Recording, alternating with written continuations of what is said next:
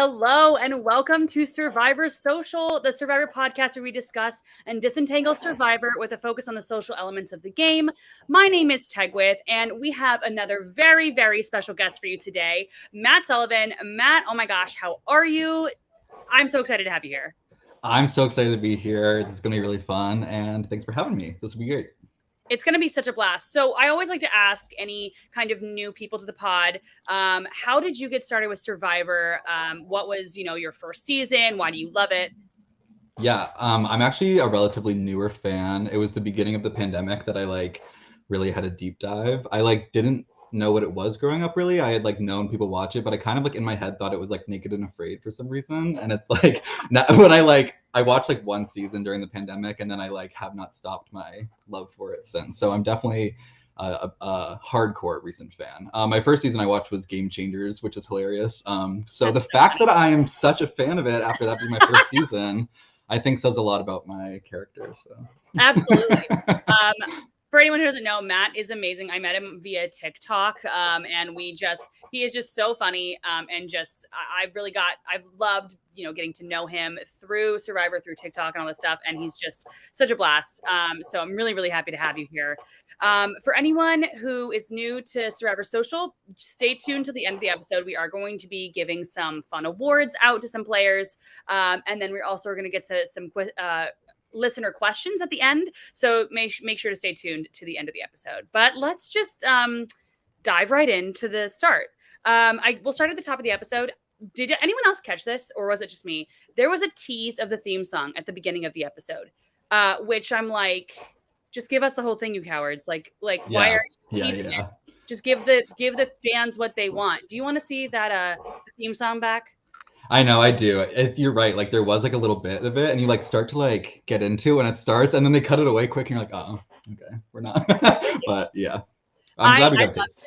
It was just such a fun little sprinkling, and I wish they would have just done the whole thing. But yeah, totally. But I'll take what I can get. But we go first to Tika Beach.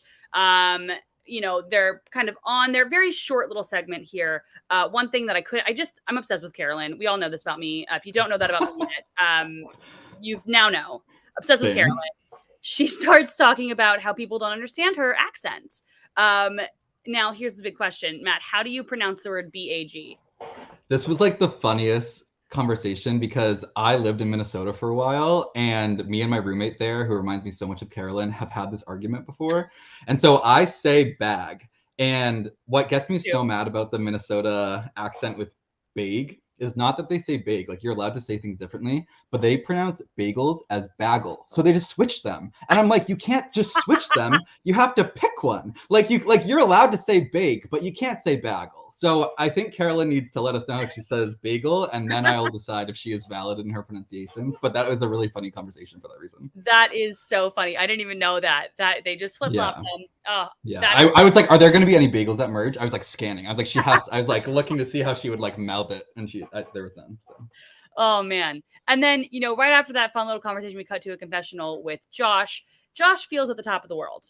He's really happy because he feels like he would have been the one to go home. Which I personally think it was right.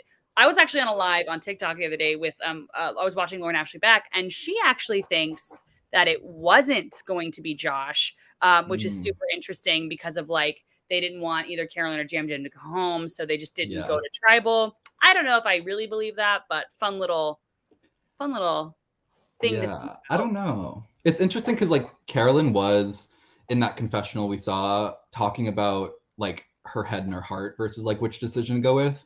And like she's smart. Like she's done a lot of the Discord orgs before. She's won a bunch of them. Like she knows how to play like the game besides like having like the true raw emotions out there as well. So I would have been interested to see because I do agree that like I mean in her mind Josh had better connections than he ended up having, and so it would have been really interesting to see if she was like, well, if I'm going to be down in numbers and we're going to be merging soon, I want to have those numbers on my side. I need to make connections, not vote off their friend. Yep. But then I don't know, we didn't have to see any of that, so it is interesting. Yeah, I didn't see any of that. But, you know, fun little thing where he actually, at the very end of the segment, which I also loved, he said, bye, Felicia, which obviously was a fun little callback to a previous episode. So very like, editing is like doing like 40 chests right now with the different like fun little teasers of the songs and all of this stuff. So I thought that was fun. We then go very quickly to Soka Beach. They get the tree mail, the changing tree mail. They all start to howl for some reason. Yeah, they're like one, like soul, body, and mind. It's like eat, pray, love over there. They really are. They really are. And the fact that no one questioned it, they all just kind of started to howl. Yeah, I was like, oh God. Which I kind of am obsessed with, but also is like, what is going on over there? But like I'd be howling, but I'm also like, whoa. Exactly. I'm taking it back just like for a little bit. Yeah. And then we see all of the castaways go to Ratu Beach. Before everyone gets there, though, Carson is obviously very excited. He's very excited about the chaos, but he then goes and tells everybody about his idol and the information of his idol. Yeah. How did you feel about that? I can kind of see like in the moment of him like wanting to make trust before going to meet a bunch of new people, like that would be something, but you're also like outing the entire experience where you got that from to everyone. Like I would be more focused, I feel like, on keeping the connections that I met on that excursion and trying to reconvene and like match up the pieces instead of showing up and being like, hey, I didn't have to go to tribal, but I did spill all your beans regardless. Like, you know what I mean? Like he really got to just meet a ton of new allies and not have to worry about much. And he's still kind of like, I don't know. It was I probably wouldn't have done that, but I love to watch it. and then we also cut to Lauren telling everybody about her extra vote as well. And it's just like I totally get being above board. Like I totally get wanting to like share all that stuff.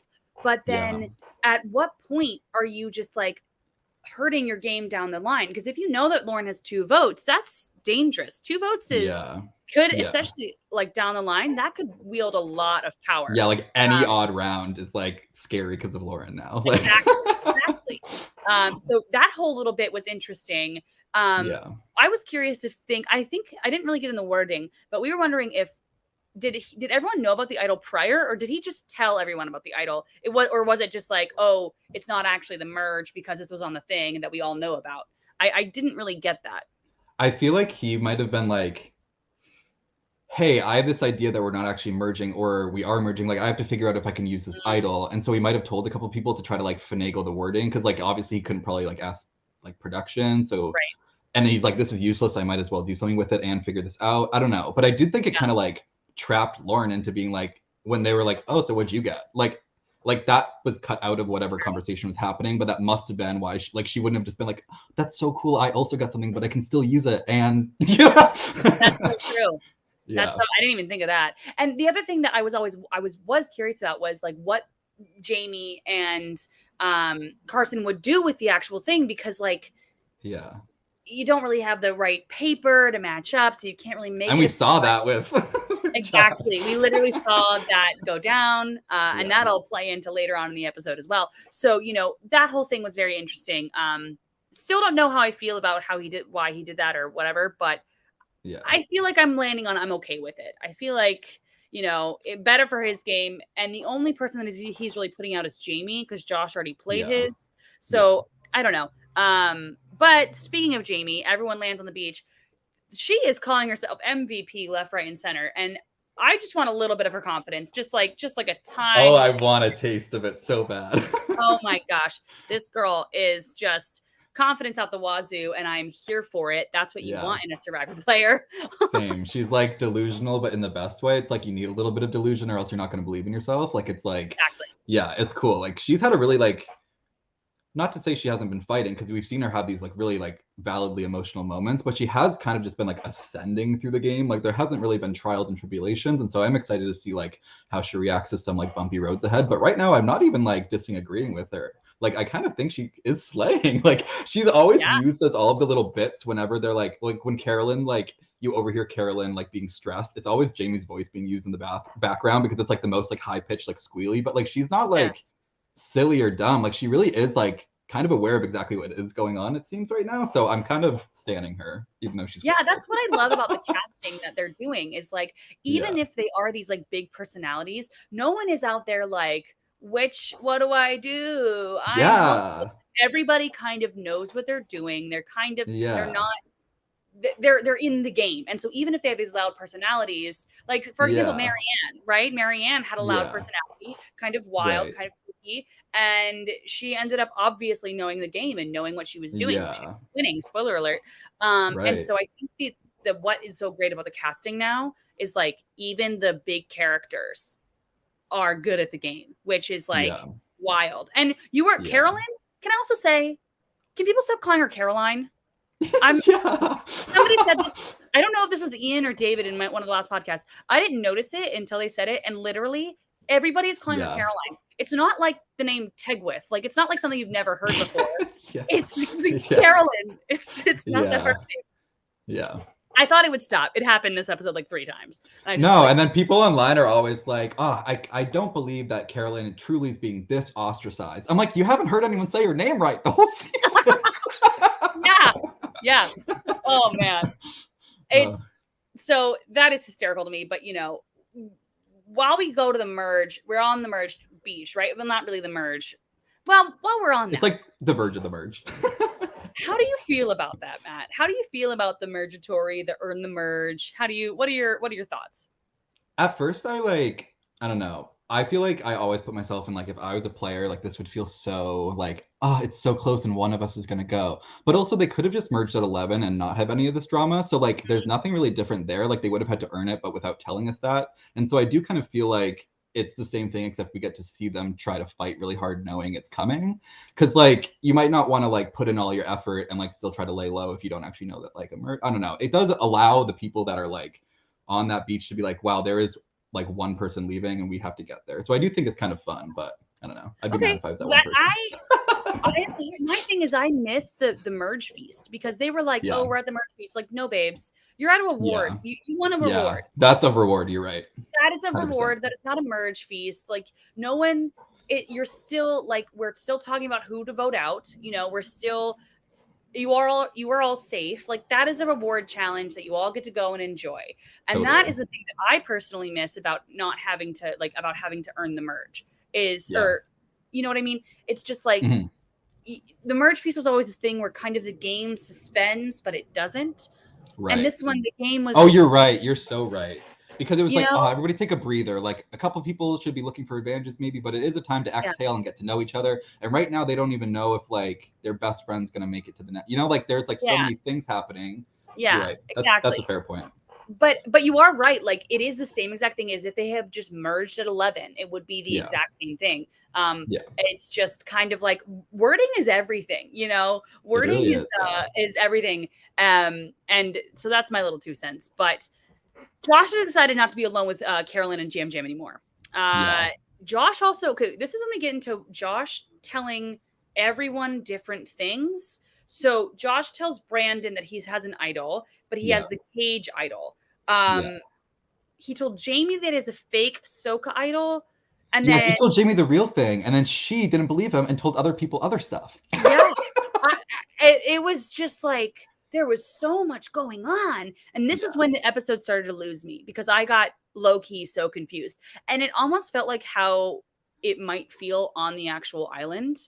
Yeah. Where it's just like, there's so much going on. I don't know what the real thing is. Even though I knew that Josh was going home, like I felt it in my bones. Right. But still like everything was just like discombobulated.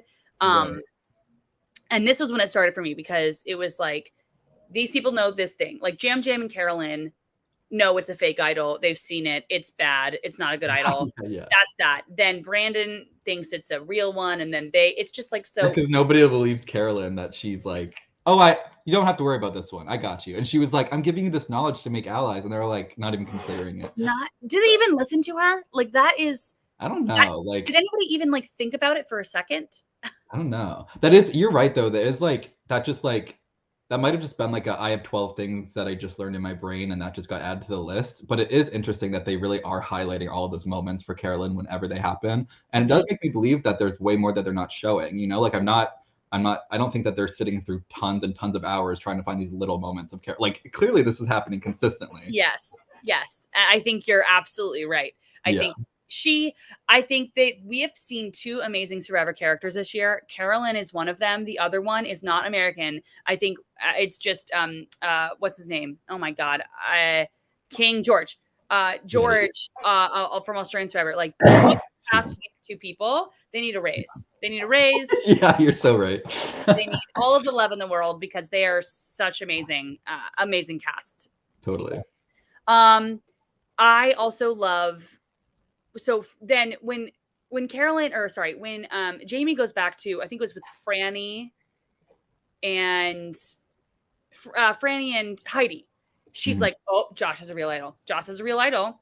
Yeah. And that's when I hear for the first time that they thought that Josh was a social threat. Yeah, can you talk about the word threat in this when we get to merge and stuff with this? Because I agree with you. Finish your point, but I agree fully.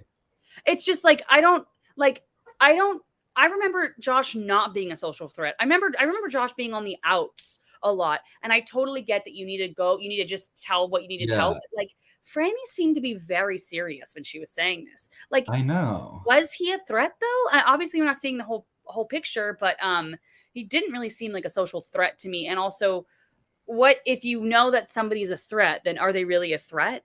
I don't know. Yeah, I fully agree with you. Like, it's interesting because they all are ragging on Josh for like one being like outside of their original group, and then like being tumultuously bumpy through getting through the swap tribe issue, and then now they're like saying that he's this threat, but it's like he's clearly not. Like, if he's not able to worm into any situation he's in, then he's not a threat. But I do understand, like, at a merge situation, you have to have somebody, and it kind of feels like Franny and Jamie are like coming up with reasons to get him out, and then like it's like the when you say something enough you believe it type of thing, where it's like you have this situation where you're seeing him navigate the game and you're like, oh my gosh, like how did we not see that that's a huge story for him at the end? But like he's not actually like, he's not playing poorly. I think Josh is actually a really fun character, but he's not like the person you get out at merge for being a threat.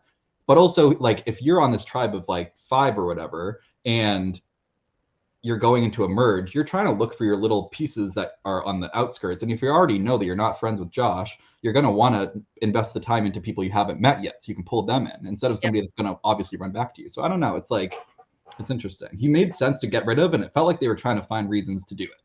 Yeah, I totally agree with everything you said. And it also is very interesting because later on in the episode, we will hear after the purple, whoever wins the thing, we see the people who didn't win back on the beach. And I think it was Heidi and Lauren were talking to maybe Josh. Yeah, I do too. They're talking to, I think, Josh, and they were talking, or somebody, about how Jam Jam should be the target. And they were like, oh, Jam Jam's not a number for me, so I'm fine with him to go. Like, Jam Jam isn't connected to anybody, so I'm fine with him to go. Yeah. I think they were just saying that to say it because I think they were maybe going for Josh. But, like, I think that even something just to say that, if somebody is not a number for anyone, then that person should stay in because and Ryan, my boyfriend, pointed that out to me, and I was like, of course. Like, that is, if they're not a number to anybody at all, keep them in and make them your number. Like, why would you want to get that person out? That makes no sense.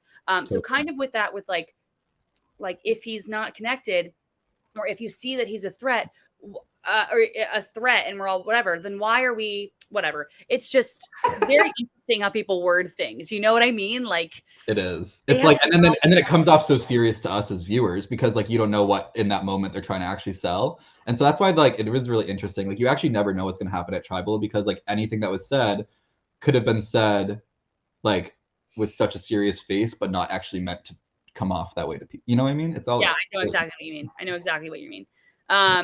So we also see Josh's game is also very interesting to me, which is like he is so open that he does not like Jam Jam. He is so open that he does not like Carolyn. Like they're in a group and they're talking about how like he just didn't like Jam Jam blindsided him and like blah blah blah. All this, well, Isn't that right, Jam Jam? Yeah, that was a very interesting strategy to me. Because like I don't know, it feels like and Jam Jam said it. He's like holding this grudge, and why? I mean, you kind of have to move on. Yeah. But you know, he obviously made it known that he was going for Jam Jam. Jam Jam knew it back at Tika and all of this stuff, and so that was a very interesting strategy to me. That was like confusing, but also I kind of loved it from a TV perspective. Like, you know what I mean?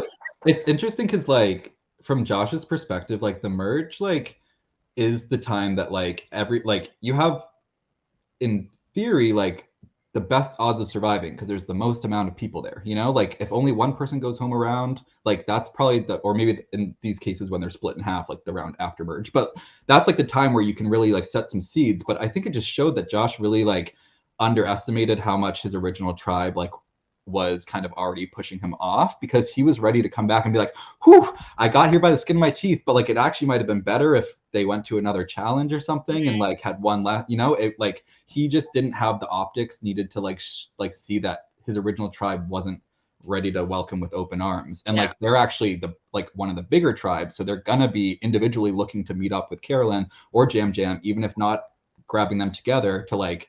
So I don't know, it's frustrating because like Jam Jam and Carolyn are the perfect people to like, they like if there is anything out of the majority happening, they're going to probably be included in like a random maybe idol play or an advantage thing. And like you want to have that person keep your name out of your mouth. And so these people that come from these like big tribes that didn't have much like trouble getting there, like they're going to be looking for those people. They're not going to be looking for somebody they already had so much time with that they didn't love. So exactly. And you see that with when Matt and Jam Jam talk, like Matt is like, I don't really know if I want to keep Josh around. Like we're not as all cohesive as you seem. So great. I think that's a great point. I also want to bring it to the Three Stooges alliance. Carson, Jam Jam, and Carolyn, I think is icons. Such a good alliance. Maybe my favorite alliance of the season so far. Like, I agree. It's so an odd jumble of people, but like perfect. And I love that Carolyn said that she trusts Jam Jam 96%, but she trusts Carson 99% of the time. And so they met in the dead of the night. You know, they were very, very like covert about their meeting. And I like that this is kind of something that'll be happening in the background, in theory, you know, maybe not the most overt alliance like the showmance, if you will, but something that will just kind of be there in the background. I think that this alliance, I think, could go pretty far. I think so too. I think like Carson swapping like really kind of divided the like vision of all of them as a group. And then all three of them being in a minority kind of like keeps, even if somebody did put them together, like, well, what can they really do right now? And so it like allows them to get past those couple of first like really scary rounds of merge. And then it's like, oh, there's 3 people left and that's a third of the people left. Oh, that's 3 people left and that's half the people, you know, like they're really, it keeps escalating from there. Exactly. And, you know, Carson wants to play the under the radar game and then not be under the radar at the very end. Classic strategy. Everyone wants to do that, but not everyone does it. You know what I mean? He's been saying this is the type of thing where like you can make a lot of little mistakes at merge and still not go home because there's just too many people there. Like he really is wilding with his connections, and then like if it doesn't really bite him in the butt for a couple rounds, then he'll be fine. But it might bite him in the butt. Like he just showed everybody that he slays like what are the majority of these like final challenges. So I don't know. That is something I want to talk about. Let's just get into the challenge really fast. So let's do it. The challenge, very brutal, like very brute strength is necessary for this challenge. They were obviously pretty evenly divided. Yeah. Which I thought was interesting. Everyone at my apartment when we were watching thought that Orange was going to win. We thought it was going to be a Mm. blowout for Orange.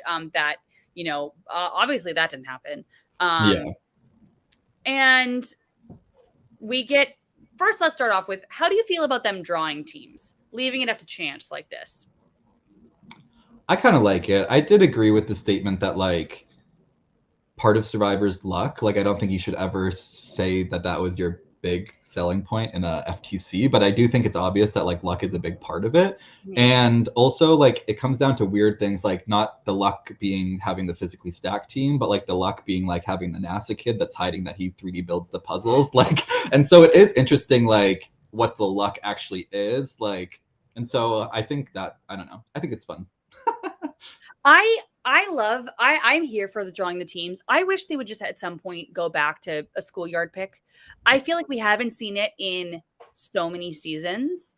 Sure. And I think it's such a good way because the schoolyard pick shows who people want to save. It shows people's cards. And I don't think we need to do it all the time, but I do think it would be interesting to do every once in a while. And I really don't think we've seen it in a very, very long time. You just draw the teams and then you see where the teams are and then you go from there.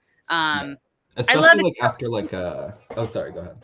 No, go ahead. I just said I love exposing people. I love exposing people's games. Well, that's the thing. Like, this is the perfect, like, if we're having this type of twist where we're not allowed to be at merge yet and people are supposed to be like kind of like on edge, this is the time to show them like who are you picking on your team and are you prioritizing who you want to get to merge with? Are you prioritizing having a team that will get you to merge? You know, like Carolyn might not have chosen Jam Jam or Jam Jam might not have chosen Carolyn, even though they both wanted to be at merge together, if it meant that having Brandon and Kane on their team for physicality, like that, like those are the type of things that you get to see in those micro moments. And so that like as a viewer, like if you're putting in these random twists, like add a little bust to it, you know? So.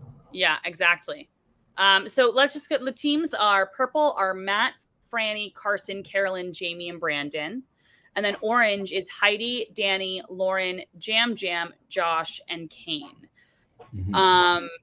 One thing, this is fast forwarding a little bit. One thing I was very interested in is no one targeted Danny at all, which I think, or what we saw, which I think shows that he maybe has a better social game than I personally give him credit for.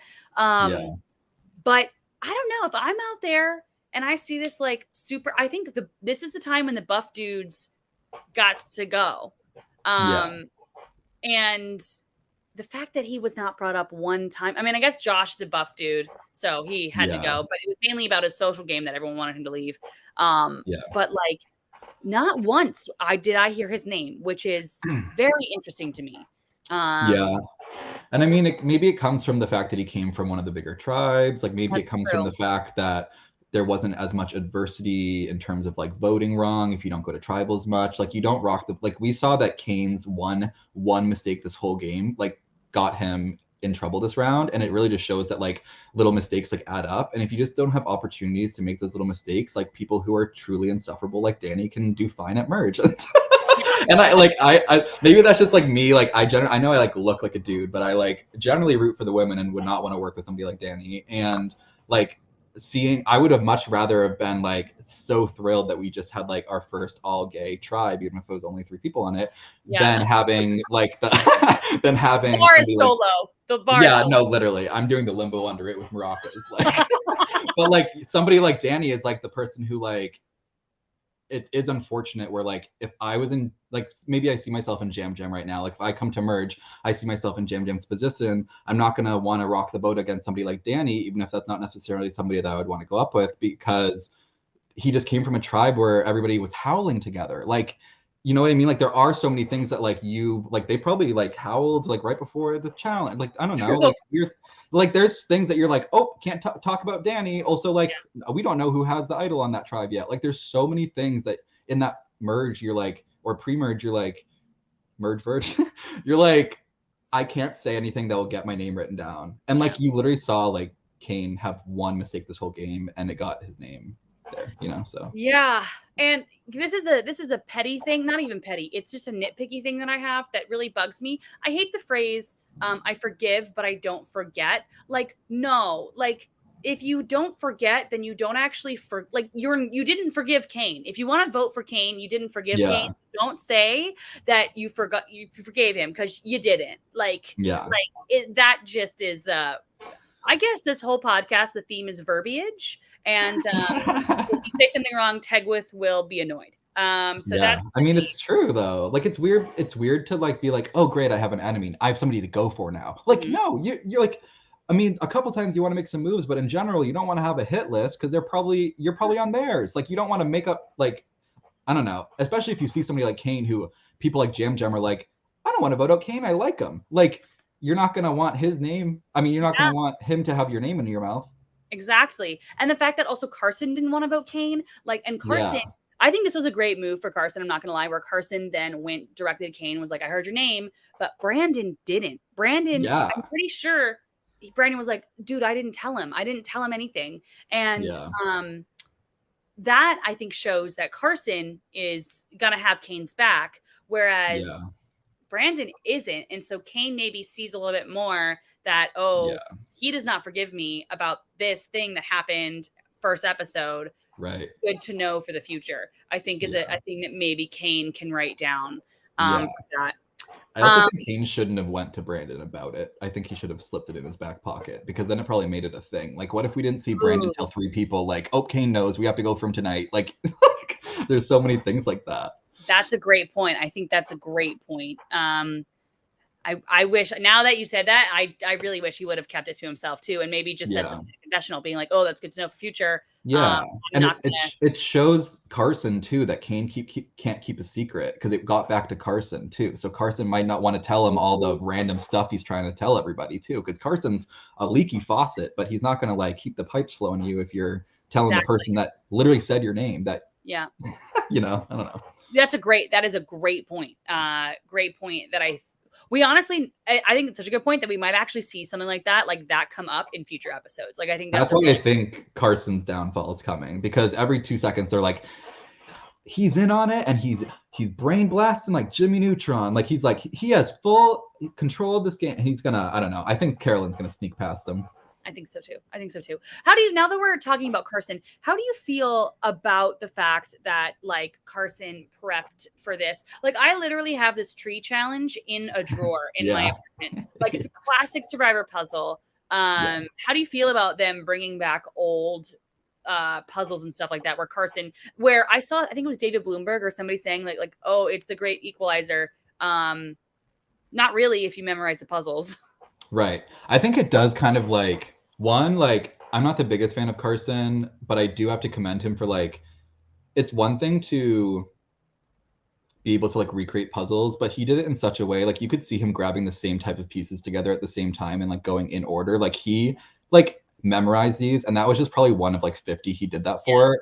And so it's not like, oh, I'm so lucky that the one puzzle I had. It's like that's commitment. So like good on Carson. It reminds me of this game, like the whammy game, like the press your luck. Back in the 80s, there was like this game show that a contestant watched from home, taped all of them, and then just like memorized all the algorithms. Yeah, and he like they couldn't sue him or anything, and he literally won like so much money because he just had memorized it all. And like that's on the production for like doubting the people you're casting to not actually back up what they're saying. Like he has all this footage that he sent into production showing him practicing for these puzzles, and like if they're mad that he actually knows them after him like proving it to them, like that's on production. I do think that there's going to be a million people practicing these now at home, and if any of them say that they do that, they are not going to get casted. I think that was a one-time like feature film fun thing, and now people are going to be like discouraged from doing it. But I don't know. I think you're probably right. I think it's very interesting. Part of me, if you had a video of Carson building this thing at home, I don't think you should have done it as the merge, like burn the merge thing. Like that seems like such a high stake. Yeah. It's just like, why are we doing this here? Why can't this be like a reward challenge later or something? I don't know. Very high stake to do something that you've literally seen a video of somebody doing it. Yeah, like laser cutting the same pieces. It was like, if you freeze frame it, it literally is like the same pieces, and you can see them like he knew which one to grab next for the one he just put in. I was rewatching it today, and he did it for like 3 of them. He would grab one that had an under loop, and then he would grab the one of the 3 that had the same loop that fit into it, because he just knew where that. It was wild. It was crazy. It's amazing. Yeah, that's why I'm kind of like, okay, slay Carson, but also don't do that. I know. Oh man. So we after the challenge. Oh, before we do that, how do you feel about there's no individual immunity challenge? So every single time we've seen Earn the Merge, we've seen an individual immunity challenge for the people who are going to get voted out. That is interesting that they didn't do it this time. And how do you feel about that? I think that is the point where like they should have something like that, because like, yes, luck is a part of it, but then you should always, with every bit of luck, have a chance to get out of it, and you shouldn't just rely on things prior. You should have another opportunity to do it. So I would have, if I was there, I would have been mad about that. But also as like a production standpoint, they're probably just like, well, that hasn't really affected that much, so let's just trim that. So I don't know. Yeah. I think there are pros and cons to either way. I think, having another challenge takes up more airtime. Firstly, you only have 45 minutes to work with on such a big episode. Like, it's a little difficult. So first things first, from a literal production and editing standpoint, it's a lot of extra time that you have to devote to that. And then secondly, it's just like, I don't know. I would have been fine seeing somebody safe. I was also fine with it, everyone being like up for grabs. So I'm kind of undecided on that, but I just wanted to hear your thought on that. And then we get into like Josh wants to, Josh hears Kane's name. Everyone else is here Josh's name. We hear Jam's name. Josh decides he wants to squash the argument with him and Jam. I don't really feel like he did. No. Right? It didn't really feel like we're going to move forward from this. It felt like we'll move forward from this for the moment. You know what I mean?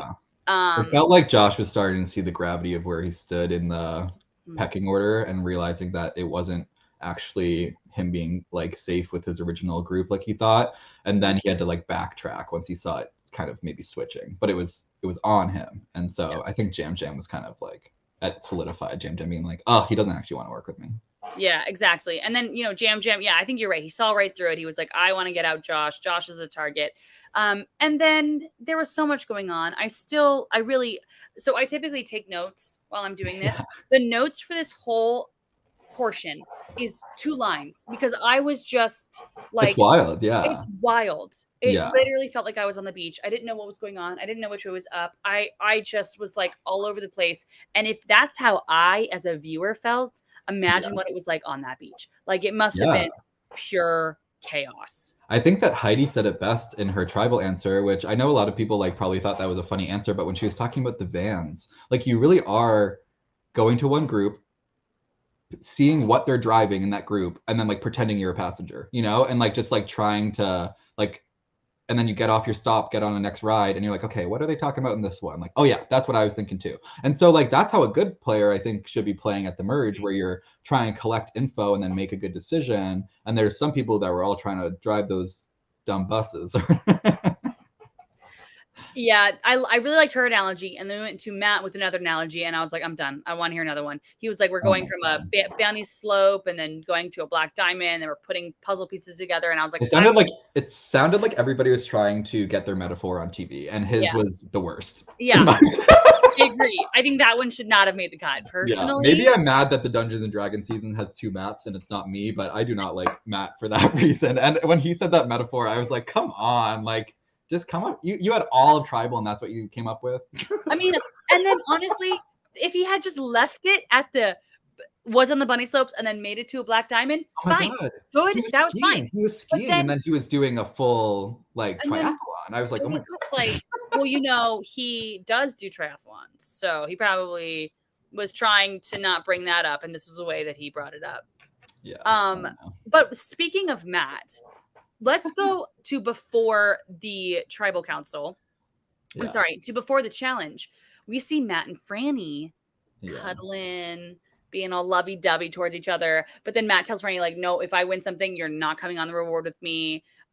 Which low-key, good strategy. Like, you need to separate yourself. So, like, probably a good thing. And he knows Matt is like, we need to stop hanging out so much. We need to stop talking. We need to start separating a little bit more. But then Ryan brought up a very good point where he was like, but on Survivor, it's not who you talk to, it's who you sleep next to. That's your alliance. Yeah. And so they're obviously sleeping next to each other. So it doesn't really matter how much they talk in real life. I mean, out and during the day. Because I feel like if they're sleeping next to each other, they know that they are a duo, right? Yeah.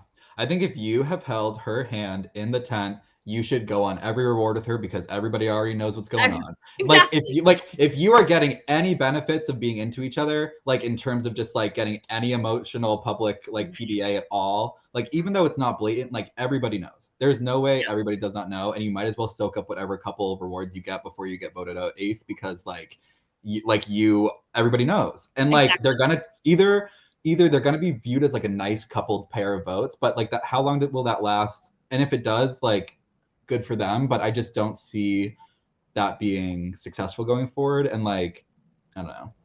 It's like how we were talking about how Lauren with her extra vote is dangerous. Like a duo is dangerous for that exact same reason. When you get later on in the game and there are two people who will be voting together, that is not an okay thing if you're not one of those two people. So you're gonna make dumb decisions for people that you are holding hands with. Yeah.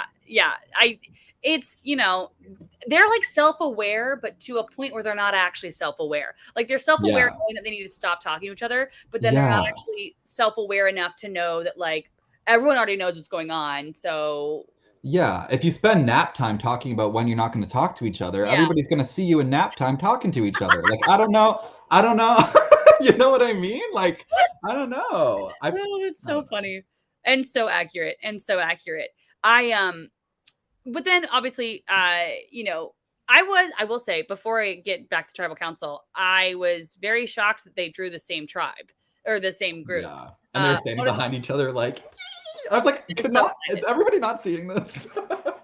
It's so obvious. It's so obvious. It's so funny. But you know what? Good for them. They'll go eat Ethiopian food after they're done. They'll be very happy, happy for them. That was cute. I think Franny's on the right idea. She's like, we need to do this after the game. But she's like saying this and like Matt's like following her around. Yep. Absolutely. And then, at tribal council, obviously Josh doesn't play an idol because he doesn't have one. Like it's a fake idol.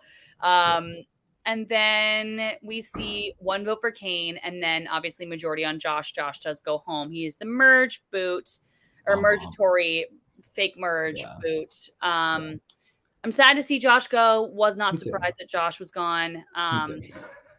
Fun little, I don't know how fun this is, but fun little thing that I noticed. Probably not the first one and probably won't be the last. Season 43, 4 women were the first people voted out. And then it was a gay man and then another woman. And then this season, 4 women voted out. Obviously, 2 injuries, which I'm not counting because they were not voted for. And then the next person voted out, gay man. Just putting that out there for the world to. No, it's literally always like, okay, we got to stop voting out women. Let's vote out the gay guy. I'll say it. I don't care. It's just like. And so I'm like, is a woman going out next episode? Like, are we keeping the trend alive? Like, I don't. It just, and the whole last week I was like, oh, we beat. No one was voted out. We beat the last year or last time. It's not going to be it. And then the exact same thing happened that would have happened to us. I guess that's what happens on a record-breaking gay season, but I wish it would happen a little bit more sporadically. Yeah. Oh my God. Absolutely brutal. And then I was curious, Josh didn't play a shot in the dark. Do you think it's because he actually didn't think he was going to go home? Did he not have his shot in the dark? What do you think about that? I think it just comes down to like, at some point you like recognize like numbers do go different ways. And like, sometimes your vote like really does matter. Like we saw Sydney get in trouble for not voting. And in a situation where that there's like 3, like there's always going to be random names, but like there were clearly 3 solid names that we saw them in the edit of this episode that like when there's 12 votes there and people lost their votes and people have extra votes and you don't know where people actually want you there. Like in all of this, like even when he saw the writing on the wall, Franny was still telling him like sweet nothings about how it was going to be anybody else, So like, you really have to be like, okay, I guess my one vote here, I don't want to be the person that took a 1 in 12 shot instead of saving myself. Yeah. And so sometimes you do have to just like, the words, somebody this council was like, it's almost like you have to trust the people you put trust into. And like, I hate that line, but like, I think that's what he did. And I think it was like, I don't think he was dumb for that. It's unfortunate that like now looking back, he's like, well, probably should have played that 1 in 12. Yeah, I agree. I don't think he was dumb for that at all. I mean, if you feel like you are not, your vote does matter, firstly, and secondly, if you do feel like maybe it's going to be Kane, like everyone was telling you, like, good on everyone else for doing their job and making you feel safe. I don't think that's on him. I think that's good gameplay for everyone else. I think so too. Even people like Jam Jam, like in those moments you go, like, remember those great conversations we had on The Last Tribe? Like, why would I want to immediately come for you when there's people I don't know here? Like, there's so many things being said like that like, I think Josh got, but I don't think he really I don't necessarily think he played that bad except for spreading too many different informations. I agree. And then also like just having too many moments of like building up a resume of negative things against you, kind of, I totally agree. I think all of that is very accurate. He was the winner of the Struggle Bus Award many times. Just because I did think his social game was just not the best in the whole world. But I don't think he was bad at the game. Like, I think it was who he was with and, Survivor. I think Survivor happened. You know what I mean? Right. But just to end with the, this bit of the podcast, I did want to get into, we saw on Next Time on Survivor. And the very end of it, Jeff says, no one will have a say in who goes home. I'm sorry. What? No, I was like, that must be a soundbite that they cut some other words out of, because I really hope. I really, really hope. I'm hoping. I'm praying. I'm Survivor gods, do not let it be first the mayor of Ponderosa. Do not let the mayor of Ponderosa go there because of chance. Like,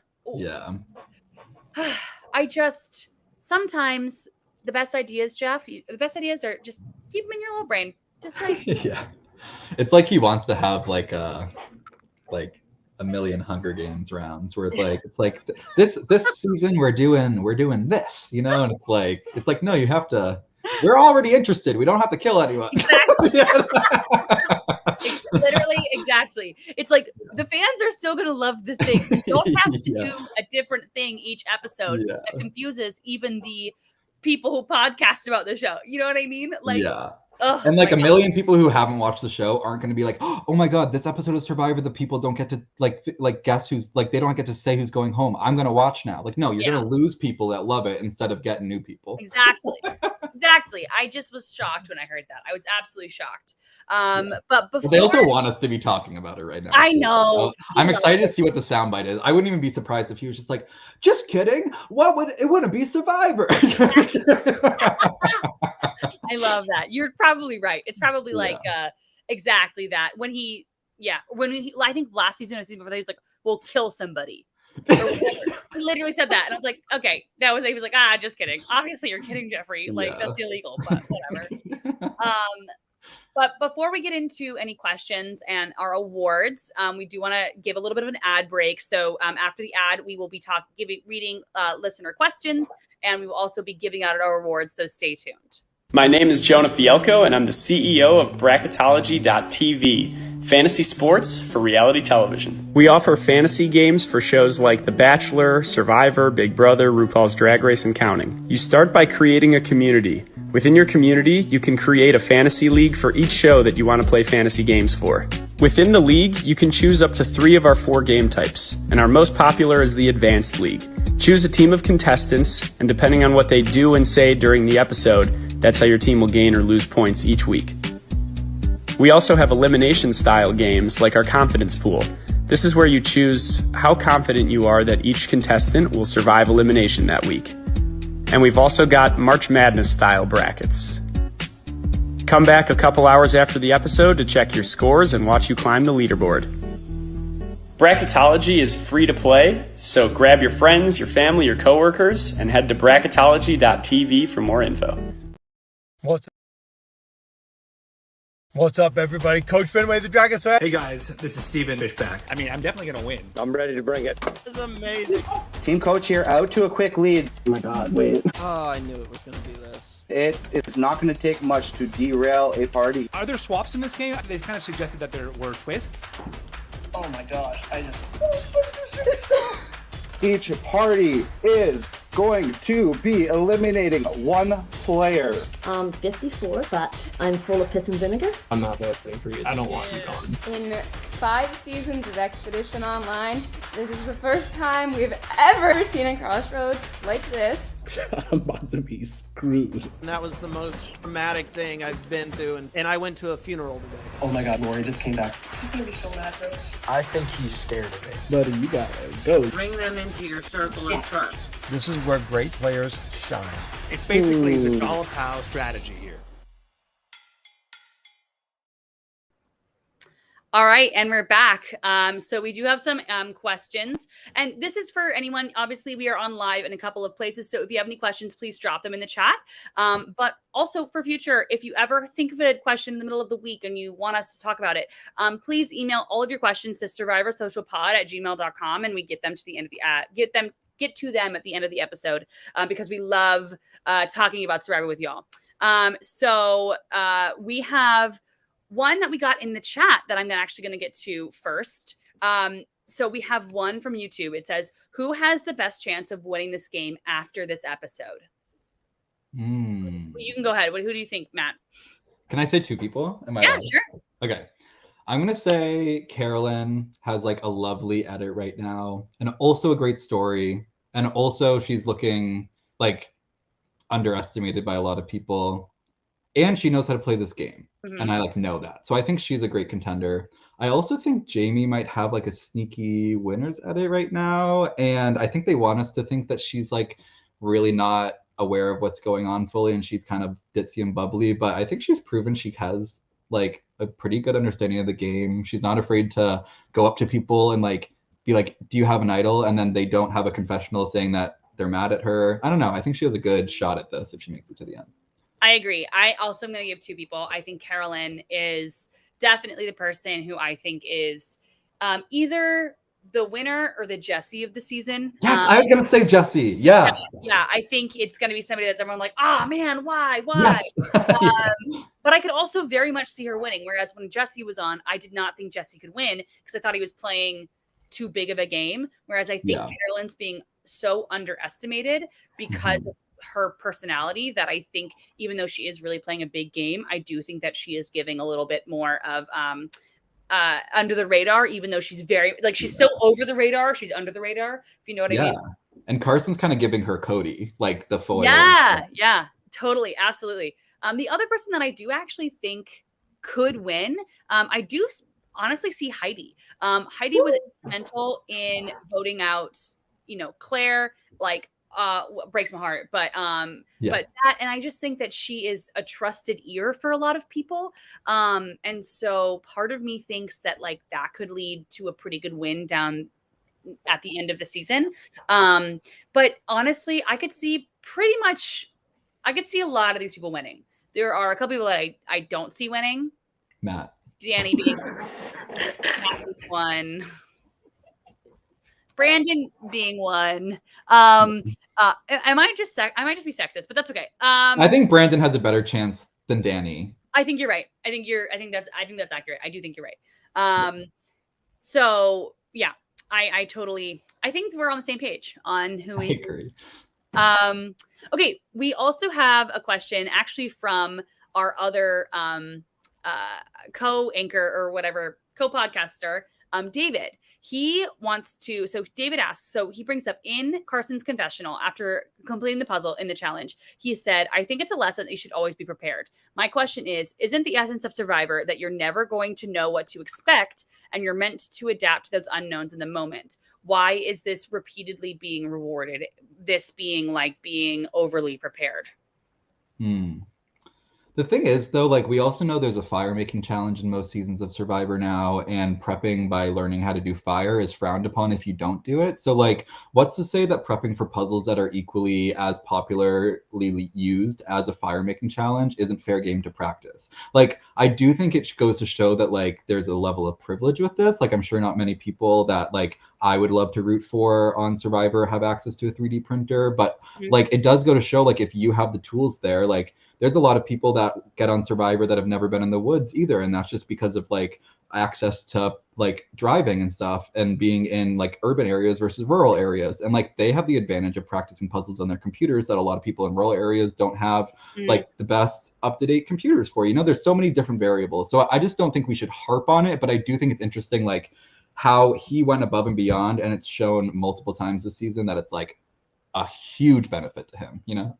Yeah, I totally agree. And I also think it's interesting where I think privilege is a very interesting thing to bring into this, because somebody on season 39, I won't say his name because he was taken off of the season, rumored, sorry, there's a fly in here. He was rumored to have flown out to the islands with, I think it was even with a past Survivor player, but that could be incorrect, to stake out good idol hiding places, like where an idol could be hidden, like what the beaches are like, all this stuff. And so obviously if you have like the means, you can be very prepared for this. And so that was a very interesting thing when I heard that happened, because like that to me is like that's crossing a line, and I almost think that he shouldn't have been brought on this season for many reasons. But if you hear that this is happening, I think that should be like nixed. I also think it's on the production. I don't think it's really on the contestants. Like, you know, I think a pop quiz in school is different than a test. Like, if you don't study for a test, that's on you. Like, if you don't, like, you know what I mean? You can prep, you can do whatever. But like, pop quiz is like leveling the playing field. No one knows what's coming. Like, I don't think things. If I've said it once, I've said it 1,000 times. If it's commonplace in Survivor, if it can be expected in Survivor, it makes it worse. Survivor is worse because of it. And I think that's for puzzles. I think that's the fire making challenge. I think that's guaranteeing a swap, or not having, or knowing that a swap isn't going to happen. You know what I mean? So like, I think that there's keeping it random, keeping it different is, I think, a good thing for producers to do. I know it's hard, but that doesn't mean to say to like add random things to it. It's just don't do the same thing every time. Well, yeah, that's the thing. Like, I'm sure that Carson like did all that practicing to like hopefully have a similar challenge on the, and then have a 45-second lead instead of a 4-minute lead on the puzzle. You know, like, I think that Carson shouldn't get the flack here, but I do think that it's going to have repercussions of so many people now trying to do the same thing as him, that if this continues to happen in the future, it is going to be like, okay, well, if Survivor does have this major luck component, so much so that even production is including it in the final edit of the episodes, like, how much can we actually hold faith that that luck is there if we are causing the same things to be shown up that have different people from different backgrounds having different levels of accessibility to it? Like, I know that this is a microcosm of the US, and people in the US have different levels of accessibility to things, but like, Carson's an interesting person in this, because usually those people that have all those privileges, like the person that we're not naming from that prior season, aren't as likable and get themselves in situations where they can't even like really win and stuff sometimes. But Carson is somebody who like I think it's getting so much conversation right now because he's like rootable for lots of people and annoying to a lot of people, and he like is impressive for this thing that is kind of removing a like component of fairness. I don't know. It's interesting. It's very interesting. And I will say, as someone, I was able to, I met Carson at a thing. He's very approachable. He's very kind. He is like somebody who is just like listens. And when he talks, like, obviously you want to listen to what he's saying, but like, he's, he is so approachable. And so I can totally see how, like, obviously you can kind of tell when you see him that he's very intelligent and like probably is very prepared for everything that he does. And but it kind of, the way that he was like listening to me and to everyone else, kind of like, I was like, oh, he actually cares. And like, I mean, he probably did actually care, but you know, no, but yeah. it comes off as genuine. And so you see Exactly. somebody like that slaying at a puzzle and you go, oh my God, he's doing that for us. Yeah, Instead yeah. of, oh my God, what a threat, you know? Like you really are like, oh my God, he's winning that for us. He's trying so hard for us. And like, that's not an ingenuine thing, but it is something that you're like, oh wow, like that is really important to do. Exactly. You know, like... exactly. So very, very accurate. All right. So we have another question. We got one from the TikTok live. This is from Zen Tramlinad. Sorry, it's an ad. My I don't know. bestie. Just kidding. So how do you feel about challenges or this challenge where the first 6 to finish win immunity? So essentially like finishing like a 12-person tribe if it were 6 people and then the last 6 don't have immunity, kind of how we did, but or kind of how it was this week, but slightly different. How would you feel about that? I don't know, like that kind of makes it like a swap scenario almost, which like a lot of people are kind of like have been wanting, you know, and like it also makes it like instead of it being a merge, like it is kind of like a 2-tribe thing. And like if it was final 12 and merging at 11, then one tribe would be going to tribal and it would be like a 2-tribe season instead of a 3-tribe season. So like I'd be fine with that. I don't know. I started watching the new seasons of Survivor, and so I don't have the same like fondness for the core classic game that everybody does. And I think that's super valid, but I love all the new stuff. Like I think that's what keeps me like invested in it. Like Game Changers was such a fun season for me because it was so like dumb and crazy, everybody says. And so I always welcome the random stuff. I think it is like you have to be able to jump the hurdles that are put in front of you. But I totally agree. I low-key think this would be much more interesting than watching 2 teams battle it out at the merge. Like I think this is a little bit more interesting because it still feels like an individual challenge. You personally earned the merge. No one was like if it were the exact same thing, Carson would have himself would have earned the merge and no one would have gotten there. Right. Yeah. You know what I mean? And so I kind of think that that's low-key really fun. Right. And I don't love when things are left up to chance in Survivor. Obviously, it will always be chance at some point. Like luck does have something to do with this game, but I think that this makes it a little bit less chance. And I low-key kind of love it. So I'm here for it. Yeah, I think that it would kind of like it would need to be a different challenge, because in a challenge like this that you need all-around skills, then you need a team that can be randomly made of all-around skills. But like somebody like Jamie wouldn't win this challenge if she had to be one of the first 6 people. Right. But she was like potentially could have been a really big part of it in the puzzle if Carson wasn't there, type of thing. So like there's lots of, I think it would need to be a different challenge for that, but that scenario sounds really nice. Otherwise we might see only girls getting and gay men getting the first boot of merge. Yeah.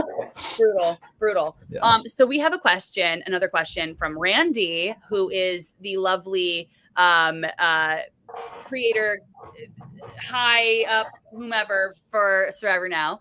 So he says Canadians are 6 for 6 for making the merge. Can Kane be headed for a 3rd straight win for Canada? Randy, I have a bone to pick. Technically, it's 6 for 6 in the new era.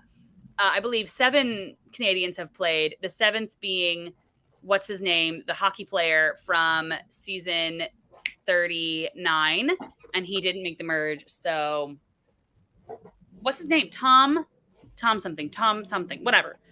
Look it up. It's him. But so I fully believe you. Thank you. So Canadians are 6 for 6. Do we think Kane could potentially be a winner? Could we see another Canadian winner? 3 out of 4. I think we could. I mean, if like Canada has that stereotype of being friendly and like caring for people and not being as cutthroat. I mean, if that transits at all into any trueness, like that is a huge asset to have in like likability and getting further. And I think we have seen that in all of the 6 contestants from Canada. Like I've personally been like, oh, those are rootable people that I would want to have a chat with. And so I don't know if it's necessarily like just great casting from Canada, but like I also might like applying in the future might talk about how often I used to go to Prince Edward Island now, if they're like, because it seems like these Canadians that get on are having like really great shots, and I don't think it's anything about them that's Canadian besides maybe that stereotype of being nice, and I don't know, maybe it's that healthcare that gave them the confidence to keep pushing. Exactly. Yeah, I think you're totally onto something. I think, I went to college in New Hampshire, and so there were a good amount of Canadians that went to school there, especially because we had a pretty big hockey team, and a lot. I went to UMaine. Oh, true, exactly. So Canadians they're just different in a good way. Like most of them are like really kind and fun and like just like great people all around. And that's why a lot of them are like some of my really good friends that I met in college because they are just great people. And so I could totally see, like, if I'm on a season with a bunch of Canadians, I might be like, trustworthy. I like you guys. Yeah. You know what I mean? And so do I think Kane is going to win this season? No, but also he's been under edited. And they're also loving that he's like playing into the Dungeons and Dragons thing. And so I do think that they want to keep him around. Like production not that I'm saying that production has a big hand in everything, but like, I do think there is a reason for production to want to keep him in because he is one of the only ones who is playing towards the theme. Yeah. And I do think that he's under the radar enough to where people might want to work with him and all of that good stuff. And then, maybe in the merge, when the moves really do matter, the moves only really matter in the merge, the mergatory one, and then where everyone can see it. Stuff happens before doesn't honestly matter to Final Tribal Council. So if he steps up his game now, maybe there is a good chance that maybe we could see a Kane win. But right now, I don't know. Yeah, there's definitely some mentions of people saying they like Kane. There's also mentions of like Kane right now having a moment of adversity at the start of merge, which would set up a good story for if he got to FTC. He also, I do think like you were onto something with the theme. I think we've seen almost all of our Canadian people, 6 out of 7, in the new era of Survivor. And I think that they've done a really good job handpicking the Canadian people that have been on those seasons to like kind of represent what that season means, like the new twist. Like we had our majority of Canadians on the new era of Survivor, which shows that like they do fit the theme well and that they are bringing something new to the game. And if this is the Dungeons and Dragons theme and they pick somebody who's a huge Dungeons and Dragons nerd because he's so likable and loves that stuff, like it makes sense that he would do well in this scenario right now, and maybe a way that he wouldn't have done on season 43 or 42, so there's like, I don't know if there is something behind the Canadian thing besides them all being great picks that fit the scenarios they're in. Exactly. And let me just say, I really hope that we see a Dungeons and Dragons themed individual immunity challenge. I don't know what that would look like, but I'm here for it. Whatever it is. Yeah. It's funny. I've actually hosted an online game that was Dungeons and Dragons themed, so for Survivor. So it was very fun that this is now happening. That's awesome. You called it, Matt. I did. You're welcome, everyone. We have another question from the TikTok. So, come on, Tegwyth. Riley Poland asks, do you think, this is specifically, I think, towards us, do you think being a part of a Survivor podcast would affect your game if you ever got on the show? Ooh, interesting question that I haven't thought about. That's maybe Tegwyth, not mine, but thought about it a lot, man. I've thought about this. This haunts me. This haunts me because, number one, I have a pretty identifiable name, which is really brutal. But number two, I want to say it won't because I think it will. But I'm going to say it won't because we've had people who have like taught Survivor classes, to like college campuses, and we've had people. I mean, no one who gets on this show now, really, if you're not a super fan. Like, I feel like the criteria to get on this show is to be a super fan. Maddie, who obviously was the first boot, unfortunately, sad. R.I.P. Think about. Can't believe she's dead. That's crazy. I know, right? Her Instagram handle I asked her about this. Her Instagram handle is @JeffProbst. Can you hear me? And that has been her Instagram handle. That's iconic. Isn't that iconic? That's been her Instagram handle since 2018. So like she's had this way before she was even in contention to be on the show. So like I think everyone is kind of like, and she did super good. She did so good. She actually did do really well. She just got effed. I know. Really, it's like devastating to me. The curse on people when you go on Survivor is if I identify with you, if I think if you remind me of me, you're gone. You're gone. Yeah. Like Maddie, Yeah. gone. Who Claire I a bit, like, yeah.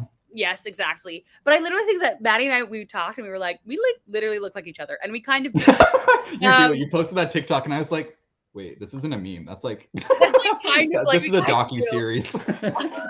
And then Chelsea from season 39. Yeah. Like, you love Chelsea. I love her. I love talking about her. Like, and I also think I would play like her gone. You know what I mean? Like, so yeah. Okay, like randomly effed over. It's not even like they like all like had a huge terrible. It's like a episode like once a season. It's always that person. Every time.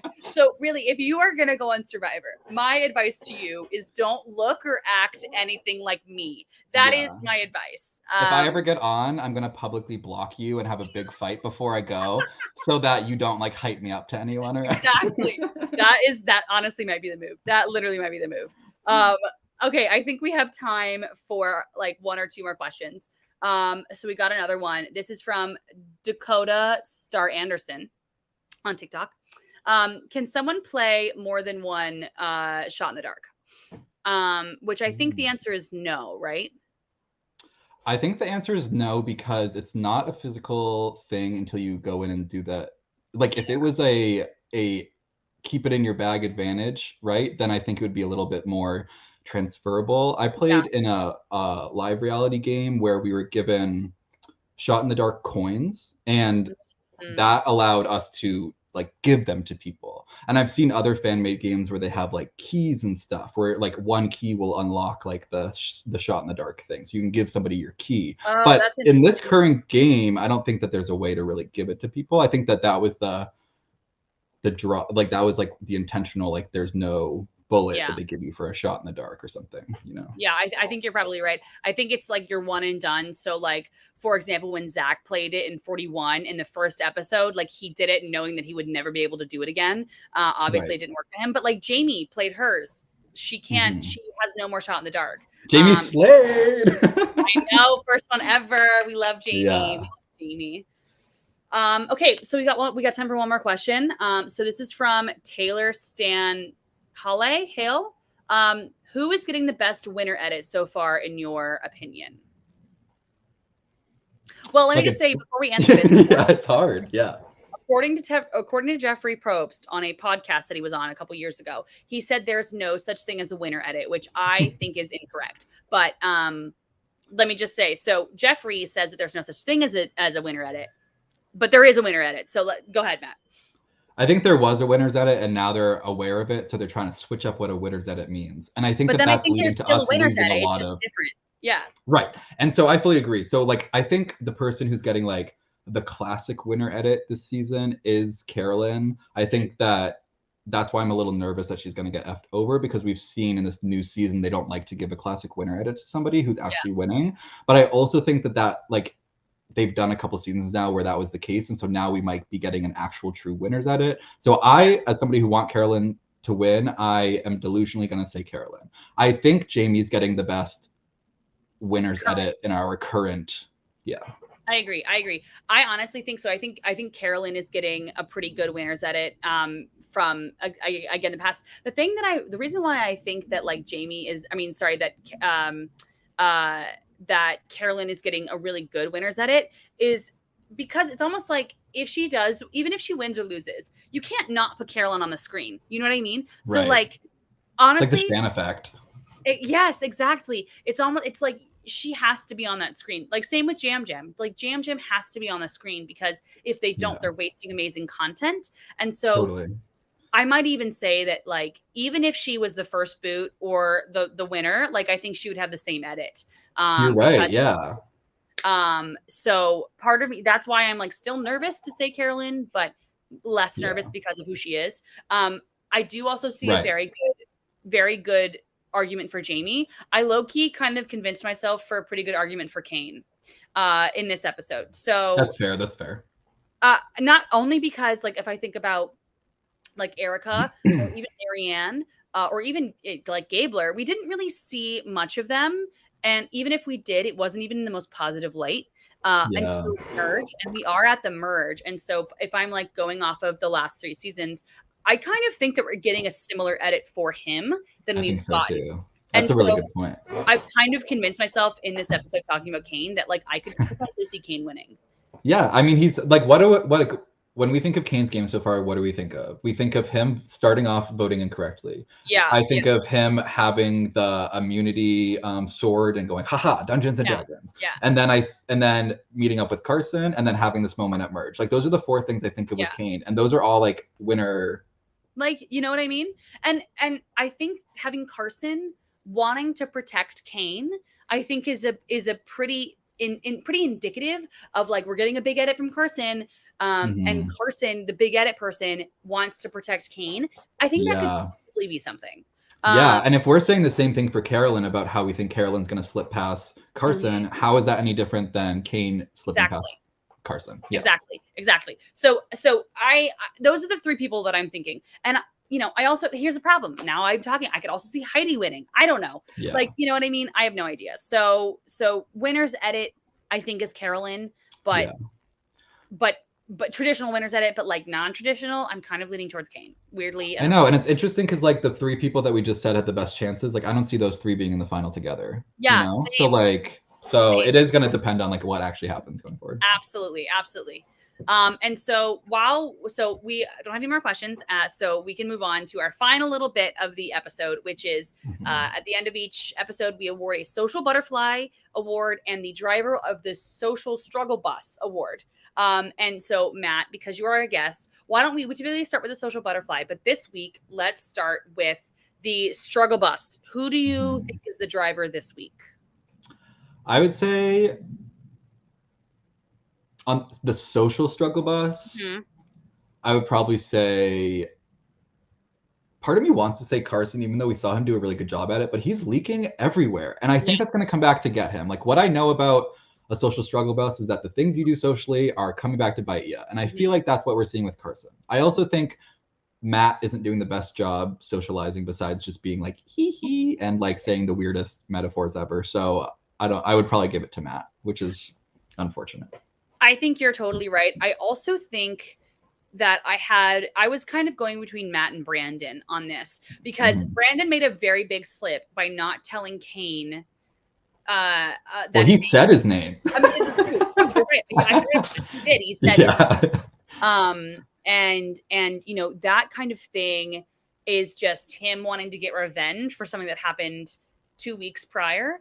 Day 2. And I think, yeah, exactly. And I think like Survivor is something where you need to kind of be able to move forward. You need to be able to put things behind you. And, you know, this is a social bit where if you can't put something behind you, it could come back to bite you. And so I was thinking Matt, because I don't like, you know, you can be as self-aware as you want, but if you're not actually changing what you are self-aware about, you're not actually self-aware, you know. Yeah. So that's why I'm thinking Matt, but like I kind of low-key want to give it to Brandon just because of like that whole bit with Kane, who we now all know that I stand Kane now, I guess. So so I gotta protect Kane at all costs. No, but Brandon's such a good point because at that merge reward, they were basically like baiting somebody to give out a name, and he like took it and like gave it to everyone. And then they didn't settle on that name. And they left that reward going back to tell everybody what happened there. And they didn't settle on the name he threw out. So like that's a Social Struggle Bus. It is. And if you think about it, if we go back to like last season where this pretty much the exact same thing happened with Gabler and Ellie. But Gabler was able to do it. No, I didn't love he nailed it. But Gabler did it where he got what he wanted and he got Ellie out. And so I think if you're gonna throw somebody's name out, you need to be like you're gone. You have to be sure that they are gone. If you're gonna shoot, don't miss, essentially. Because then I think it can put a target on your back. So, you know, that's why I'm going with Brandon. So now that we have our drivers this week of the bus, who do you think is the Social Butterfly for this week? I think that it's a mix between, once again, Jamie and Carolyn for different reasons. I think Jamie did a really good job on like the banter, gossip, gather info, not have people pissed at you. I think Carolyn did a really good job of like coming off genuine, putting her cards that she had, even if they weren't as many out there. You know, you saw that moment where her and Jamie actually were having a conversation where she was saying like, I feel like I'm being fake if I'm not being myself. And then Jamie is, instead of her crazy bubbly self, she's dead face agreeing, having this genuine moment. And they didn't like, you know, so both of those people I feel like are giving off the most genuine vibes, which I think when you're trying to fly under the radar and have people like you, like that's the best way to social butterfly. Yeah, I totally agree. I was definitely going to give mine to Jamie this week. The MVP. She's right. She's right. Because I do think that she's in a really good position. I think she's really ingratiated herself with so many people. And I think the point, like right after the challenge where she was like crying and it was like, if it wasn't for these people, like, you know, they were having my back. And I think there is a lot to say about somebody who shines the spotlight on other people. I think it's a very good social strategy just for the long run, being able to be like, everyone around me is also doing a really great job. And so I think, you know, I think her bubbly personality is going to get her far. I really do. Yeah. I think it's a lot to be like bubbly and excited and stuff on an island where you don't have food and you don't have all of this stuff, anything really. And I think I totally think that she was the winner for me this week. Yeah, you like want somebody that is going to keep hyping you up. She's done nothing to make people think that she's a huge threat. I think that she is like she has all of the qualities of like a popular mean girl without any of the meanness. Yes. Like, you know, like all the things that you like popular people for, like there's none of the hidden things that you don't like about them. And I feel like she's a social butterfly where like Carolyn's like a social moth. Yeah, exactly. That's I totally agree. She, the first episode where she was like talking about being all bubbly, I was kind of waiting for her to cut to confessional where she was like, oh yeah, it's like me putting on a facade. And then she was the exact same in confessional, which I think is very cool to be like that. Firstly, I wish I was more like that. But I think, you know, she is who she is, and I love seeing that. Just like Carolyn is. They are who they are, and I love seeing that on my TV. So congratulations to all of our winners, even if you won the Razzie or whatever it's called. Like, congrats. Hey, you have a bus, even if it's exactly. You're gonna pick up a driver or pick up somebody to drop them off. Like, let's see how you Van A, Van B, Van C. Exactly. That's how it is. Well, Matt, I just wanted to say thank you so much for coming on the pod with me today. I love when I get to talk Survivor with you. It's just so much fun. And you have your knowledge of the game, even if you are a new fan. I'm really a new fan too. I only started in 2018, but us new fans, we still have the knowledge of the game, even if we dive in. Exactly. We get obsessed in the best way possible. But where can we find you? Where can we on social media so that people can follow you and keep up with you? Yes, I have TikTok and I have Instagram. It is at Magnemite for both of those. It's a Pokemon pun. It's like Matt instead of Magnemite. And also watch Surviving Maine Season 3 on YouTube. It's a really fun LRG, fully queer run. So we love supporting our LGBTQ Survivor fans. Absolutely. Is it the same for both TikTok and Instagram, Magnemite? Yep. Yes. I didn't know that was a pun for Pokemon. Yeah. You're the perfect person to ask about this. I totally forgot. How did you feel about the Pokemon discussion that happened a couple of episodes ago? I this season, having two Matts being Dungeons and Dragons themed and mentioning Pokemon has truly made me the most jealous, vicious, meanest bitch I've ever met, because I don't like, what are they going to have that next season for me when I'm on? No.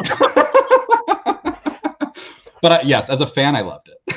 Yeah, that's great. I literally thought of you when they said that, because I am somebody who really doesn't know much about Pokemon. I was not really into any cartoons when I was a kid. And I didn't play the cards when I was a kid. Funny thing, when I first started dating my boyfriend, one of my best friends from college, she was like, okay, this is a very important question. What's your favorite Pokemon? And I was like, don't ask me that. I don't have. You're like Michelle Fitzgerald. So like, it was just like, but so funny. And so when it happened, I was like, oh my gosh, worlds collide for Matt. Worlds collide. I was so happy for that for you. Yeah. If your niche is Survivor and Pokemon, follow me at Batnamite on TikTok. Please do. Also, he's just funny as all get out. So if you like comedy, follow Matt. And, you know, obviously, you know where to find me on Survivor Now once a week. And I am at Survivor _simulation on TikTok. But if you just search Tegwyth, I'll probably be there. But, you know, if you have any questions for the pod, please email us survivorsocialpod@gmail.com. We love to read the questions. It brings such a great perspective to the show. And then also make sure to follow Survivor Now on Instagram, on TikTok, on YouTube. Follow us. We love to, you know, get in discussions with you all. Also, if you're watching on YouTube, like and subscribe. And then if you're listening on Spotify, make sure to rate us because we love to share our Survivor nerdiness with all of you. It brings me so much joy each week to be able to break down an episode with my friends and all of you watching. So it was so much fun. Thank you so much all for listening. And I cannot wait for next week. I can't wait to see what happens. And thank you so much. Have a great night. Woo! Night, everyone.